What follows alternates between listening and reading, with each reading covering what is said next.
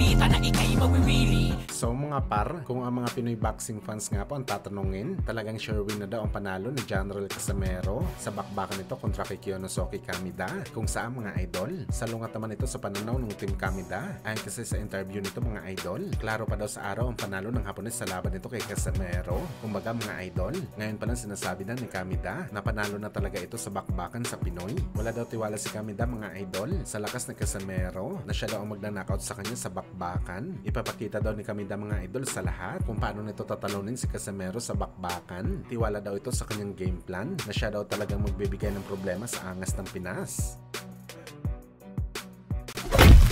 Samantala speaking kay Casimero mga idol, nagbigay naman po ang Pinoy legendary boxer na si Jerry Peñalosa ng kanyang prediction sa bakbakan ni Casimero at Kamida. Kung saan mga idol, kagaya sa inaasahan natin, excited na rin si Peñalosa sa bakbakan ng Pinoy at Hapon. Isang magandang bakbakan daw to mga idol. Pareho palaban ang dalawang fighter, pero palagay daw ni Sir Jerry, madadali daw ni Casimero itong si Kamida. Early knockout daw para sa 3 division champion. Lakas pa rin ni Casimero mga idol. Ang dahilan ni Sir Jerry kung bakit ganito ang kanyang prediction sa bakbakan.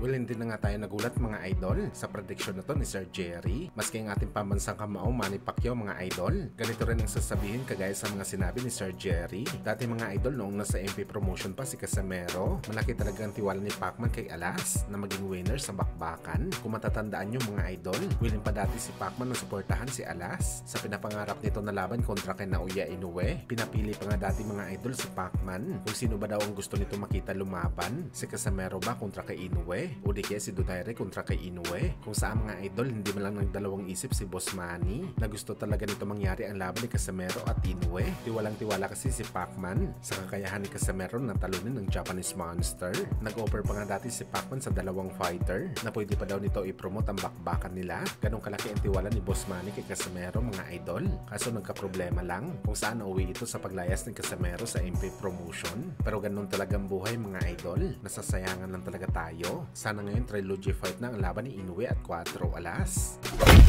Sa kabilang banda naman mga idol, sa bakbakan niya ni Tank Davis kalaban si Jake Paul sa November, merong knockout bonus daw na nakataya sa exhibition fight nila mga idol. Kung saan ayon sa mga report, hindi daw bababa sa milyon ang knockout bonus sa dalawang fighter. Kung sino ang maka-knockout, bukod sa paldo sila sa first money, meron pa daw sila bonus. Pero para sa atin mga idol, nilagay lang talaga ang bonus na to para marketing strategy lang sa bakbakan ni Davis at Jake Paul, para ipaalam sa lahat mga idol na kahit exhibition fight lang ang dalawang fighter, isang tunay na bakbakan to dahil meron knockout bonus. Pero ang totoo mga idol, marketing lang ito sa laban para ibenta ang laban nilang dalawa sa mga boxing fans.